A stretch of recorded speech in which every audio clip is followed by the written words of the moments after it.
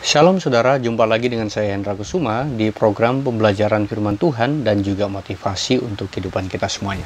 Saudara, kalau kita bicara tentang rumah saudara, tentu pasti yang ada di dalam benak kita, rumah itu adalah tempat di mana sekumpulan keluarga itu bisa bernaung atau berlindung saudara.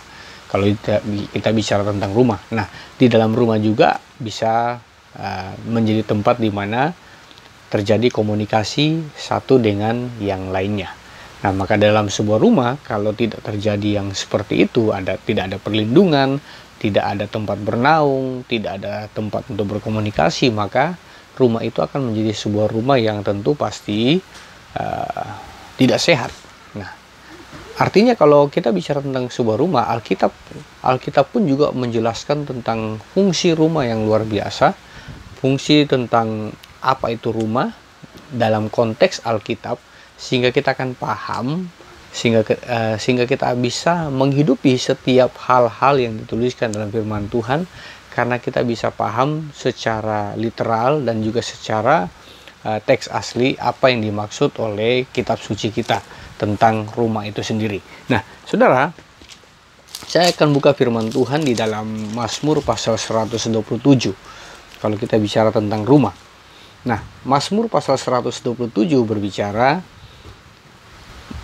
nyanyian Syara Salomo. Jikalau bukan Tuhan yang membangun rumah, sia-sialah usaha orang yang membangunnya. Jikalau bukan Tuhan yang mengawal kota, sia-sialah pengawal berjaga-jaga. Nah, saudara, kalau kita baca Mazmur 127, dikatakan bahwa jikalau bukan Tuhan yang membangun rumah, maka sia-sialah usaha orang untuk membangunnya. Nah, kata rumah di dalam Alkitab, dalam teks asli Alkitab bahasa Ibrani, saudara, dia memakai kata bait, saudara. Nah, bait itu bisa berarti rumah secara fisik, bisa juga bicara tentang kemah, karena orang Israel pada zaman dahulu hidup juga di dalam kemah-kemah seperti Abraham, Ishak, Yakub, itu bicara dia hidup di dalam kemah-kemah yang memang dikhususkan untuk rumpun keluarga mereka, saudara. Nah, itu kalau bicara tentang bait atau rumah atau kemah. Tetapi ada juga arti yang ketiga tentang kata rumah atau bait di sini, yaitu keluarga. Nah, kalau saudara baca dalam Mazmur pasal 127 mulai dari ayat 1 sampai ayat berikutnya, sampai kita selesaikan satu perikop itu, kita menemukan ternyata kata rumah atau kata bait itu lebih mendekati kepada arti yang sesungguhnya, yaitu keluarga. Karena di ayat-ayat selanjutnya dia bicara tentang upah dari buah kandungan adalah upah, anak-anak seperti anak panah yang siap diletakkan pada sasaran. Nah, itu memang bicara tentang lebih mendekati kepada bicara tentang keluarga. Nah, sehingga saya mau katakan begini, saudara, kalau saya artikan secara literal sesuai dengan teks aslinya, maka dituliskan dalam Mazmur pasal 127 ayat 1 ini tentu pasti berbunyi demikian. Jikalau bukan Tuhan yang membangun keluarga, maka sia-sialah usaha antara laki-laki dan perempuan atau suami dan istri membangun keluarga tersebut. Nah, jadi berarti ketika Tuhan bicara tentang kalau bukan Tuhan yang membangun rumah, maka Tuhan memposisikan dirinya seperti seorang tukang atau seorang insinyur atau arsitek, saudara, yang sedang mendesain atau sedang merancang atau juga sedang membuat atau sedang bekerja di dalam sebuah rumah yang namanya keluarga untuk mewujudkan seperti apa yang Tuhan mau. Nah, jadi dikatakan bahwa kalau bukan Tuhan yang membangun, nah, membangun rumah tentu pasti membutuhkan yang namanya pondasi. Nah, membangun rumah tentu membutuhkan yang namanya kekuatan. Kekuatan sebuah bangunan itu terletak pada pondasinya, saudara.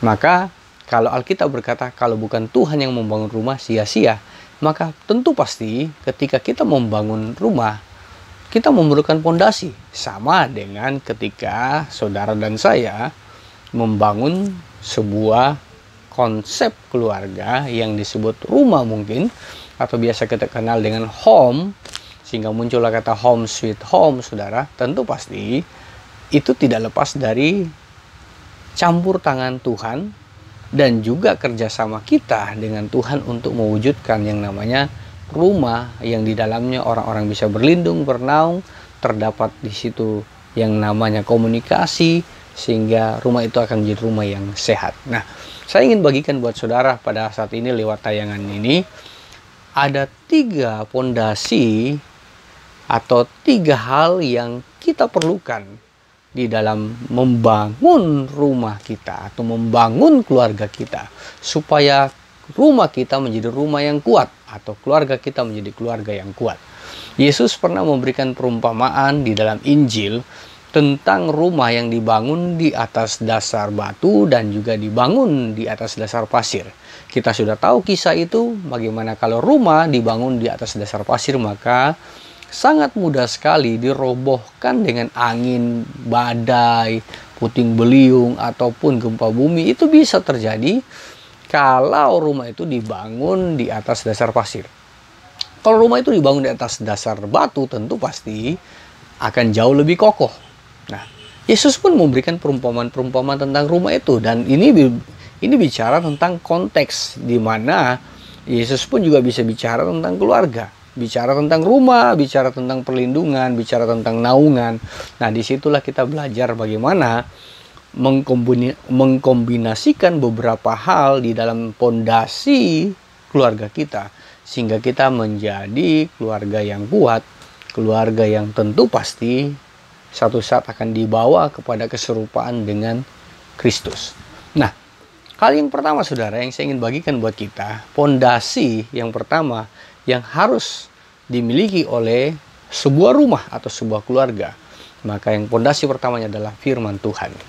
Mazmur pasal 119 ayat 105 berkata, "Firman-Mu adalah pelita bagi kakiku dan suluh bagi jalanku." Bahkan firman Tuhan dalam 2 Timotius 3:16, firman itu diilhamkan oleh Tuhan untuk mendidik kita, menasihati kita, memperbaiki, dan membawa kita masuk dalam kebenaran-kebenaran Tuhan. Jadi kalau berbicara tentang membangun rumah, maka hal yang pertama atau bahan yang pertama untuk membangun pondasi adalah kebenaran firman Tuhan. Firman Tuhan adalah pribadi Tuhan sendiri. Maka ketika kita membangun atas dasar firman, maka kita membangun di atas dasar yang benar. Yesus berkata, Dia adalah batu karang, ya kan? Atau bisa dikatakan kalau kita pernah dengar suatu pujian, Yesus adalah batu karang yang teguh. Dia memposisikan dirinya seperti batu, dan tentu pasti pondasi yang terkuat ketika dibangun di atas batu. Dan tentu pasti juga bicara tentang firman Tuhan yang ingin saya bagikan buat kita, bahwa firman Tuhan merupakan dasar yang teguh untuk kita bisa membangun keluarga kita. Tanpa firman Tuhan, kita akan mudah tersesat. Tanpa firman Tuhan, kita mudah jatuh. Nah, yang kedua saudara, diperlukan yang namanya kasih. Mengasihi. Mengasihi itu bukan hanya sekedar undangan, tetapi mengasihi adalah perintah yang Tuhan sudah tetapkan bagi saudara dan saya. Hiduplah dalam kasih. Kita mengasihi orang lain, bukan cuma sekedar mengubah orang yang kita kasihi, tapi mengasihi orang lain itu juga mengubah hidup saudara dan saya. Jadi tentu pasti dalam sebuah keluarga dibutuhkan yang namanya kasih. Karena kasih menutupi segala macam kekurangan, kasih menutupi segala dosa, bahkan kasih itu adalah pribadi Tuhan sendiri juga. Maka pasti tentu bahwa ketika kita membangun keluarga kita, rumah kita atas dasar kasih dan saling mengasihi, sama seperti Yesus mengasihi saudara dan saya, maka saya percaya, maka setiap konflik, setiap hal-hal yang terjadi dalam keluarga kita, kita bisa minimalisir karena adanya kasih daripada Tuhan yang mengikat saudara dan saya di dalam satu keluarga. Nah, tentu pasti itu yang diperlukan dalam hidup kita untuk membangun fondasi rumah saudara dan saya. Yang terakhir saudara, yang ketiga, tentu pasti diperlukan yang namanya pengampunan. Kalau kita tidak bisa saling mengampuni, maka sulit sekali terjadi rekonsiliasi. Maka tentu pasti menjalani bahtera rumah tangga atau keluarga kita. Banyak hal terjadi bisa dalam hidup kita. Banyak konflik-konflik yang berpotensi bisa menghancurkan sebuah rumah tangga. Tetapi diperlukan di sini namanya pengampunan yang datangnya dari Tuhan, sehingga kita bisa mengampuni orang lain di sekitar kita. Yesus mengajarkan tentang bagaimana kita bisa mengampuni. Dan berapa kali kita harus mengampuni, tentu pasti tidak ada batasnya, saudara. Seperti Yesus sudah mengampuni saudara dan saya. Maka dari itulah, untuk membangun sebuah rumah yang kuat, maka harus di dalamnya ada pengampunan. Karena di dalam pengampunan ada penerimaan, sehingga di dalamnya juga ada pemulihan, saudara. Orang-orang yang hidup di dalam pengampunan karena kasih Tuhan, tentu mereka adalah orang-orang yang akan dipulihkan. Orang-orang yang bisa diterima, yang merasa diterima dalam sebuah keluarga, maka mereka akan menjadi orang-orang yang bisa maksimal dalam setiap kapasitas dan potensinya. Maka dari itulah, saudara, temukanlah 3 hal ini dalam hidup keluargamu, dalam hidup rumah tanggamu. Ada firman Tuhan, ada kasih dan mengasihi, ada pengampunan, yang di dalamnya ada penerimaan satu dengan yang lainnya. Sehingga kita akan menjadi rumah tangga yang kuat atau keluarga yang kuat, sehingga menghasilkan keturunan-keturunan ilahi yang punya potensi-potensi yang luar biasa untuk kemuliaan bagi nama Tuhan. God bless you, saudara. Semoga tayangan ini memberkati saudara dan memperlengkapi serta mengedukasi kita untuk menjadi pribadi-pribadi yang maksimal di dalam keluarga kita, dalam rumah tangga kita, atau buat saudara yang sedang mempersiapkan untuk membangun sebuah keluarga yang baru. Tuhan memberkati, dan jika saudara diberkati lewat tayangan ini, jangan lupa like video ini dan dukung terus channel ini dengan subscribe dan juga nyalakan loncengnya, agar saudara tetap mendapatkan notifikasi dari setiap pembelajaran firman Tuhan yang saya bagikan buat saudara. God bless you. Saya Hendra Kusuma. Semoga damai sejahtera Tuhan memberkati kita semuanya. Amin.